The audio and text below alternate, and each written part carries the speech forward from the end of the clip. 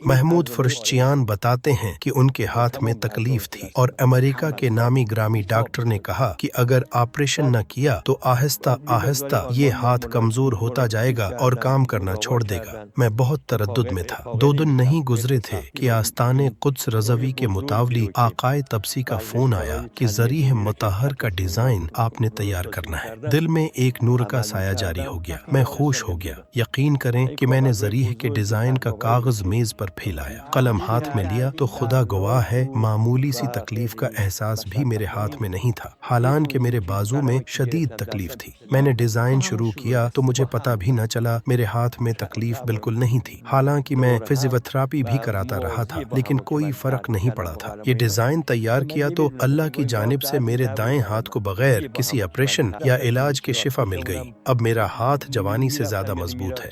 از دست جوانیم قوی تر این دست راست من.